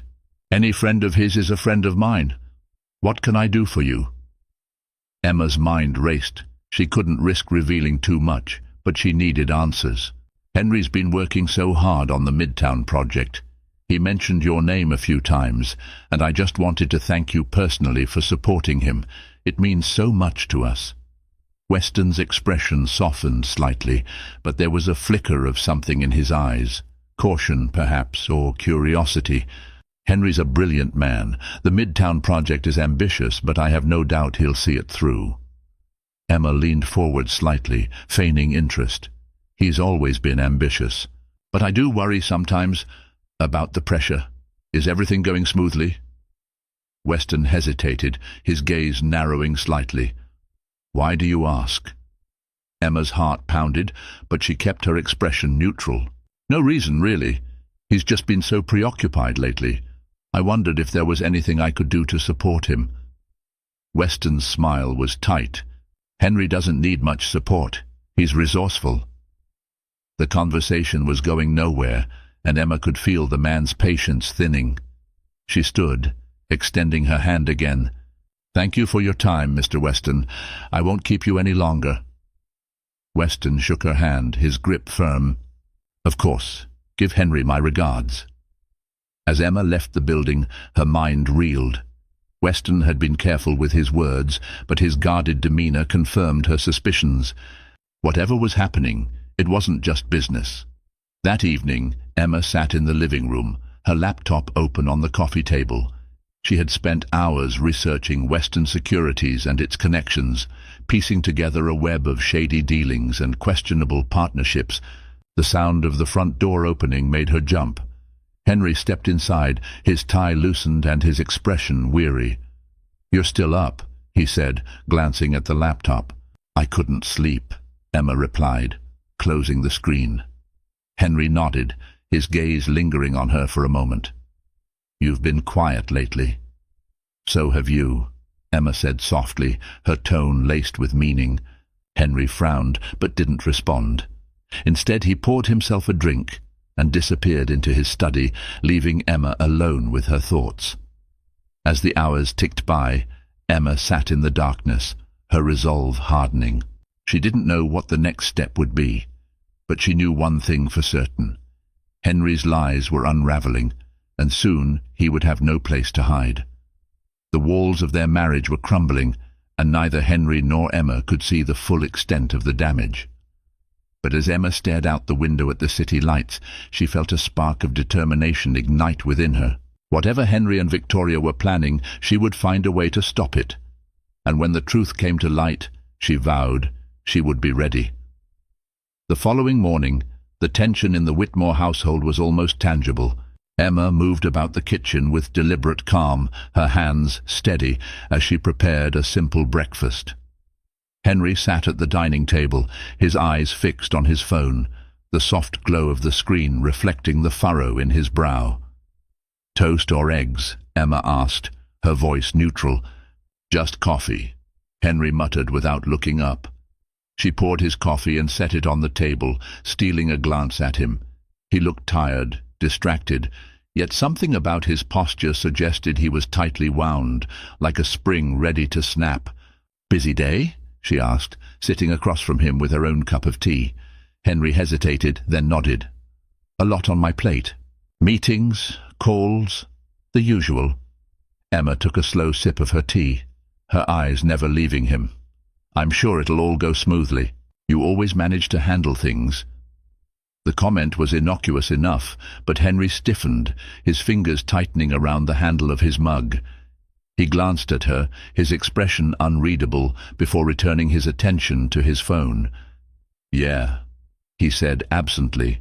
"I'll figure it out." Once Henry left for work, Emma wasted no time. She sat at the dining table, her laptop open in front of her, and began to comb through the information she had gathered. Every clue, every scrap of evidence felt like a puzzle piece waiting to be placed. She started with Weston Securities, digging deeper into their connections. A string of lawsuits, accusations of fraud, and ties to offshore accounts painted a damning picture. But what caught her attention was the recurring mention of Blue Water Investments, a company that seemed to be nothing more than a facade for laundering money. Emma jotted down her findings, her hands trembling. She couldn't yet prove that Henry was directly involved, but the signs were undeniable. Her next step was to research Victoria Carlyle. The articles and profiles she found painted the image of a driven, glamorous woman with a penchant for the high life. But beneath the surface, Emma uncovered whispers of Victoria's ruthless tactics, rumors of manipulating clients, coercing investors, and using her charm to climb the social ladder. "She's dangerous," Emma murmured to herself, her stomach tightening. Later that afternoon, Emma decided to visit someone who might have answers. Linda Hargrove, an old friend and former business associate of Henry's. Linda had always been sharp, quick to read people, and unafraid to speak her mind. Emma called ahead, arranging to meet Linda at her boutique cafe in Chelsea. The cafe was a cozy, inviting space, with the smell of freshly brewed coffee and the soft hum of conversation filling the air. Linda greeted Emma with a warm smile, her auburn hair swept into a chic bun. "Emma, it's been too long. What brings you here?" Emma hesitated, her fingers tightening around her purse strap. "I need your help, Linda. It's about Henry." Linda's smile faltered, her sharp eyes narrowing. "What's going on?" Emma explained everything, her suspicions, the notebook, the meeting at the Mayfair. She left out no detail, her voice trembling with a mix of fear and determination. When she finished, Linda leaned back in her chair, her expression grave. "I knew Henry was ambitious, but this is something else." "Do you think he's capable of—" Emma trailed off, unable to finish the sentence. Linda sighed. "I don't know, but if he's mixed up with someone like Victoria Carlyle, he's in over his head. She doesn't play games, Emma. She plays to win." Emma's heart sank, but Linda reached across the table, placing a reassuring hand over hers. "You're stronger than you think, Emma. Whatever's coming, you can handle it. And if you need anything at all, you call me." That evening, as Emma returned home, she noticed something unusual. Henry's study door was slightly ajar, and the faint glow of his desk lamp spilled into the hallway. Curiosity gnawed at her, and she stepped inside. The room smelled faintly of his cologne, a scent that once brought her comfort, but now felt like a mask for his lies. Her eyes scanned the desk. Among the clutter of papers and contracts, she spotted a small flash drive, partially hidden beneath a stack of folders. Her pulse quickened as she picked it up. Could this hold the answers she was searching for? Emma slipped the drive into her pocket, her heart pounding. She would wait until Henry was asleep before investigating its contents. That night, Henry arrived home later than usual, his tie askew and his expression weary. Emma greeted him with a warm smile, masking the storm brewing within her. "You look tired," she said, pouring him a glass of wine. "It's been a long day," Henry replied, collapsing onto the couch. Emma sat beside him, her tone light but probing. "Is everything okay with the Midtown project? You've seemed stressed lately." Henry stiffened, his eyes darting to her. "Everything's fine, just the usual challenges." Emma nodded, hiding her frustration. He was lying again. As the evening wore on, Emma waited patiently. When Henry finally went to bed, she retrieved the flash drive and plugged it into her laptop. The files were encrypted, but one folder was accessible. It contained emails between Henry and Victoria, their tone both conspiratorial and intimate. One subject line sent a chill down Emma's spine. "Final steps, removing obstacles." Her hands shook as she opened the email, her eyes scanning the text. It outlined plans to secure a large sum of money through fraudulent means, using Blue Water Investments as a cover. But the final paragraph was what left her breathless. "Once Emma is out of the way, everything will fall into place. No distractions, no liabilities, just us." Emma closed the laptop, her breath coming in shallow gasps. The room spun as the truth settled over her like a heavy shroud. This wasn't just about infidelity or ambition. Henry and Victoria were plotting her downfall, financially, emotionally, perhaps even physically. But Emma wasn't the naive, trusting woman they believed her to be. She had seen the cracks in their plan, and now she had the evidence to fight back. She stared out the window at the city lights, her resolve hardening with each passing moment.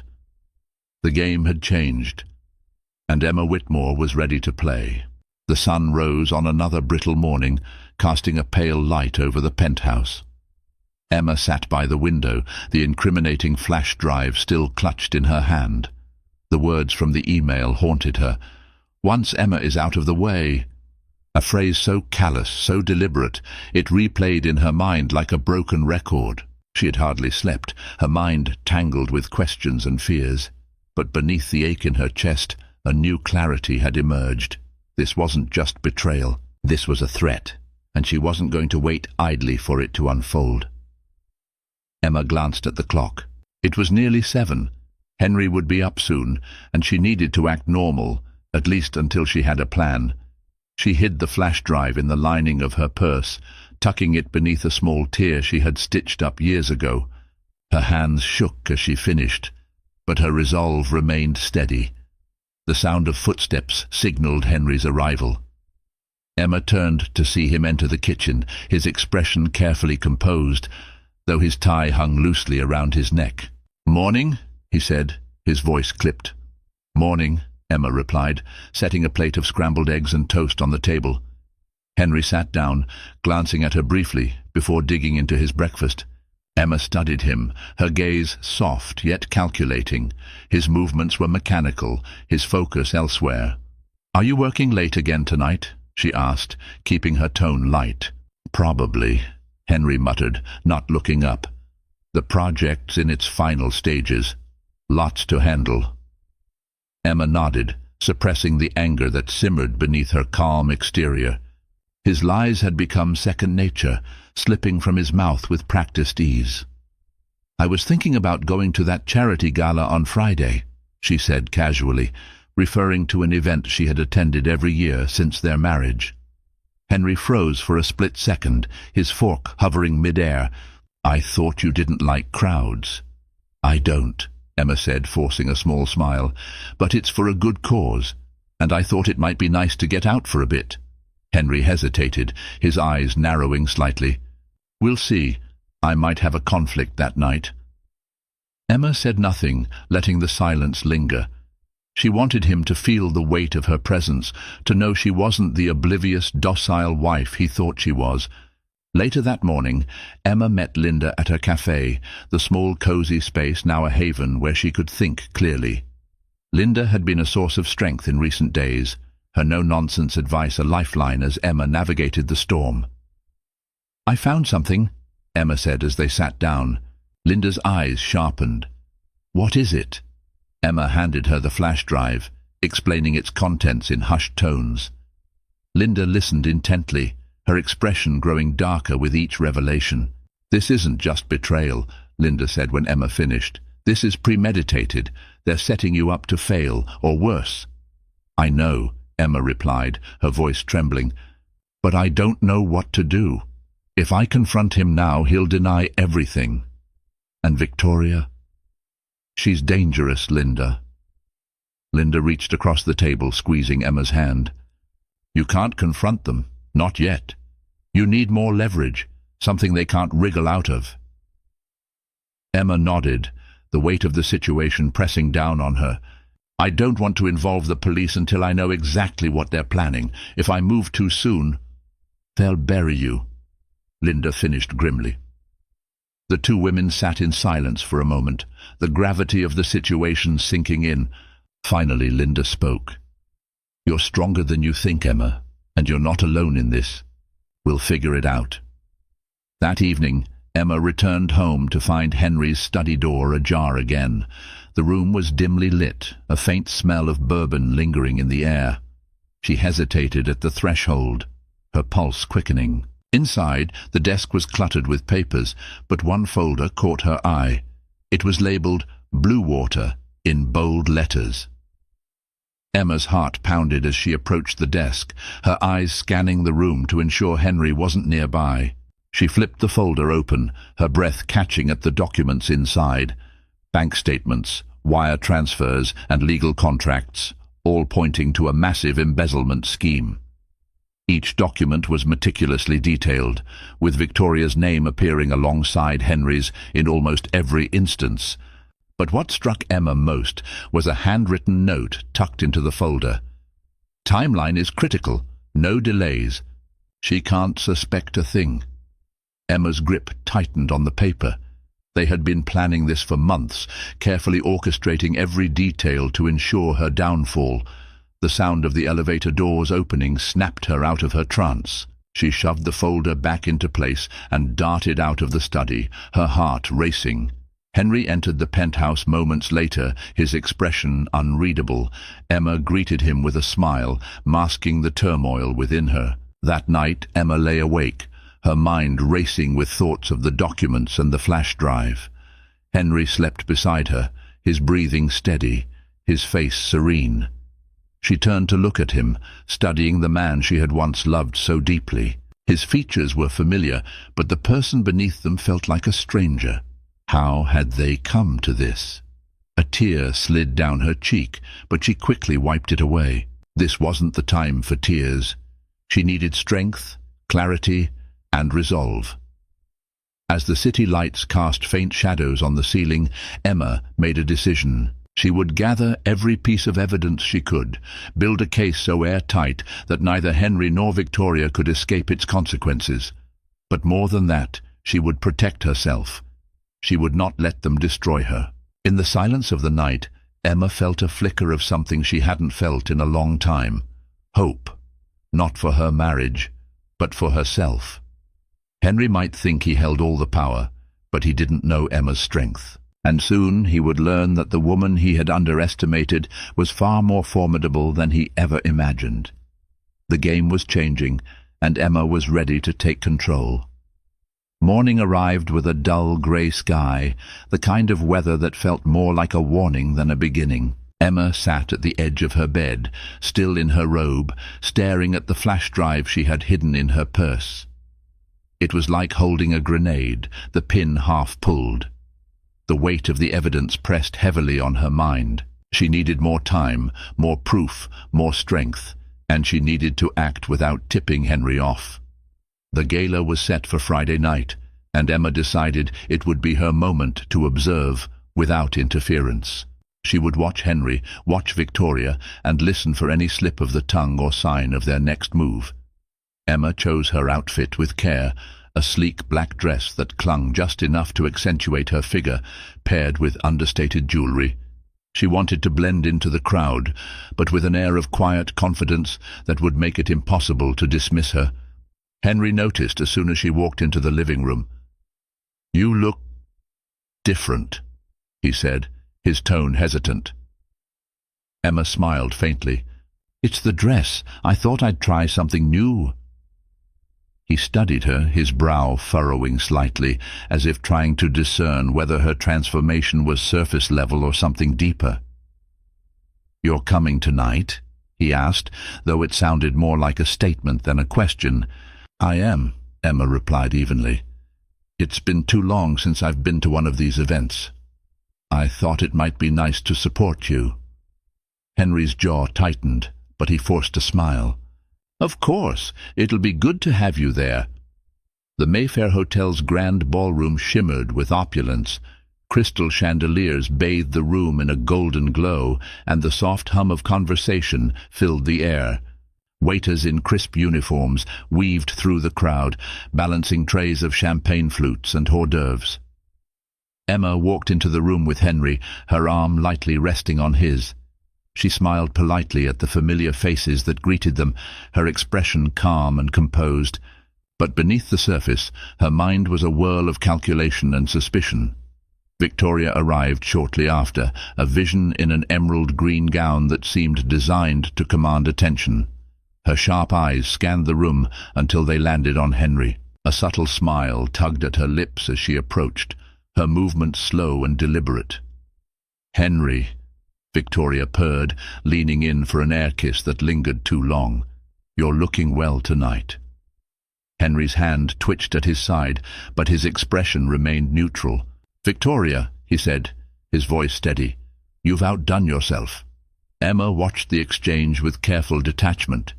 The chemistry between them was palpable, their glances lingering a second too long, their tones laced with unspoken familiarity. But what struck Emma most was Victoria's demeanor. She wasn't just confident, she was possessive. Later that evening, as Henry and Victoria mingled with the crowd, Emma positioned herself near the edge of the room, close enough to observe without drawing attention. She sipped her champagne slowly, her eyes scanning for any opportunity to learn more. The opportunity came when Victoria slipped away to the terrace, her phone in hand. Emma followed at a distance, stepping outside just in time to hear Victoria's voice, sharp and controlled, cutting through the night air. We're moving forward as planned. Henry will handle the transfer tomorrow, and by the end of the week it's done." Emma's heart raced. She pressed herself against the wall, straining to catch every word. "No, she doesn't suspect anything," Victoria continued, her tone dripping with disdain. "Emma's too naive to see what's right in front of her." Emma clenched her fists, anger flaring in her chest. The gall of this woman, the arrogance, was almost too much to bear. Victoria ended the call and lingered on the terrace, her expression smug. Emma slipped back inside, her mind racing. She didn't have the full picture yet, but she was getting closer. As the evening wound down, Emma found herself alone with Henry near the bar. She decided to test the waters, her tone casual, but her words carefully chosen. "Victoria seems very invested in your project," Emma said, swirling the last of her champagne in her glass. Henry tensed, his smile faltering for a split second. "She's been a great partner. Very driven." Emma tilted her head, her eyes locking onto his. "Driven is one word for it. She's certainly passionate." Henry's gaze darted to hers, a flicker of suspicion in his eyes. "What are you getting at, Emma?" "Nothing," she said, her smile faint. "Just an observation." But Henry knew better. Emma could see it in the way his jaw tightened, the way his hands flexed at his sides. She had planted a seed of doubt, and she intended to let it grow. Back at the penthouse, Emma sat alone in the living room, her dress still perfect, her makeup untouched. Henry had gone straight to his study, his demeanor unusually curt. The events of the night played over in her mind. The overheard conversation, Henry's reaction, Victoria's smug confidence. Every detail, every glance, every word was a piece of a puzzle she was determined to solve. She retrieved the flash drive from her purse and plugged it into her laptop. The encrypted files remained locked, but the accessible ones offered more pieces of the story. Transfers to offshore accounts, emails detailing plans to funnel money through shell corporations, and more veiled references to removing obstacles. Emma's hands trembled as she closed the laptop. The evidence was mounting, but it wasn't enough. She needed something irrefutable, something that would bring their entire scheme crashing down. That night, as the city lights flickered outside, Emma lay awake, her mind racing with possibilities. She had spent years believing in Henry, standing by him, loving him, but now she saw him for what he truly was, a man willing to destroy the very person who had helped him rise. And Victoria? She was a spark, igniting a fire that could consume them all. But Emma wasn't afraid of the flames. She was ready to fight. The game was nearing its climax, and Emma was no longer the naive, trusting wife. She was a woman with nothing to lose and everything to gain. The next morning was eerily quiet. The tension that had simmered between Emma and Henry had grown into something palpable, a silent battle playing out in glances and unspoken words. Henry left early for the office, his departure unusually abrupt. Emma knew something was coming. She could feel it in the air. Once he was gone, she set her plan into motion. She packed a small bag, leaving the essentials behind, and slipped the flash drive into a hidden compartment. Today wasn't just about survival. It was about striking back. Emma's first stop was Linda's cafe. She placed the bag on the table between them and handed Linda a printout of the evidence she had compiled. "This is everything," Emma said, her voice steady but tinged with urgency. "The transfers, the shell corporations, the plans, it's all here." Linda scanned the pages, her eyes narrowing. "This is enough to take to the authorities. But Emma, once you do this, there's no going back. Are you ready for that?" Emma met her gaze, her expression resolute. "They were planning to destroy me, Linda. I can't let them win." Linda nodded. "Then we'll do this together." That afternoon, Emma reached out to an attorney she had discreetly consulted earlier in the week. With Linda's help, she also contacted a financial crimes investigator. Together, they crafted a plan to expose Henry and Victoria's scheme. Emma arranged for a meeting with Henry that evening, pretending to be concerned about their marriage. She played the part of the loyal wife one last time, knowing it was the bait he wouldn't resist. Henry arrived home that evening to find Emma waiting for him in the living room. She had dressed in a simple blouse and slacks, her demeanor calm and collected. "Emma," he said cautiously, loosening his tie. "What's this about?" "We need to talk," she replied, gesturing for him to sit. Henry hesitated but complied, his expression guarded. Emma began slowly, her tone soft but deliberate. "I've been thinking a lot about us, about the distance that's grown between us. I know you've been under a lot of pressure." Henry frowned, his defenses rising. "It's just work, Emma. You don't need to worry." "But I do," she said, leaning forward, "because I feel like I've lost you, like you've become someone I don't recognize." Henry stiffened. "What are you trying to say?" "I'm saying I know about Victoria," Emma said, her voice firm but quiet. The words landed like a blow. Henry's eyes widened briefly before narrowing. "I don't know what you're talking about." "Don't lie to me, Henry," Emma said, her voice growing colder. "I know about the money, the offshore accounts, the plans to remove me as your obstacle. I've seen the emails. I've seen the documents." Henry's face paled, his mask cracking. "Emma, listen."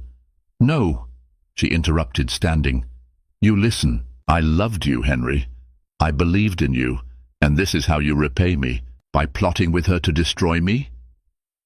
Henry rose to his feet, his composure unraveling. "It wasn't like that. You don't understand." "Oh, I understand perfectly," Emma said, her voice shaking with anger. "You wanted to erase me from your life because I didn't fit your image anymore. Well, guess what? You're about to learn what it feels like to lose everything." As Emma spoke, the doorbell rang. Henry froze, his gaze darting toward the sound. "Who is that?" he demanded. "The authorities," Emma replied, her tone icy. The door opened, and 2 investigators stepped inside, accompanied by a police officer. They presented Henry with a warrant, their expressions stern. "Henry Whitmore, you are under investigation for financial fraud, embezzlement, and conspiracy," one of the investigators said. Henry turned to Emma, his face a mask of fury and disbelief. "You did this?" "You did this to yourself," Emma replied, her voice steady. As the officers escorted Henry out, Emma felt a strange mixture of relief and sadness. This wasn't how she had envisioned her life, but it was the only way forward. Victoria wasn't far behind. With the evidence Emma had provided, investigators uncovered her role in the scheme, and her carefully curated reputation crumbled. Within days, her name was splashed across headlines, her business shuttered, and her social circle dissolved. Weeks later, Emma stood in her new apartment, a modest but cozy space filled with sunlight and peace. She had cut ties with the past, leaving the penthouse and everything it represented behind. Linda visited often, bringing updates on the case and words of encouragement. Emma had started volunteering again, returning to the work that had always brought her joy. One evening, she sat at her desk, penning a letter to herself, a promise to never lose sight of who she was, no matter what life threw her way. As Emma gazed out the window at the city lights, she felt a quiet sense of triumph. She had faced betrayal, humiliation, and danger, but she had emerged stronger, wiser, and free. The woman Henry had underestimated was gone. In her place was someone unbreakable, someone who had learned to fight for herself, and won. And as the city hummed around her, Emma smiled. This was only the beginning. Emma's story is a powerful reminder that strength often lies hidden until it's tested. Betrayed by the person she trusted most, she didn't let the darkness consume her. Instead, she rose, reclaiming her life and proving that resilience and truth can outshine even the deepest betrayal. If you found this story as gripping and inspiring as I did, don't leave without subscribing to this channel. Hit the subscribe button and turn on notifications so you'll never miss another incredible story like this one. Let's keep exploring tales that show the triumph of the human spirit.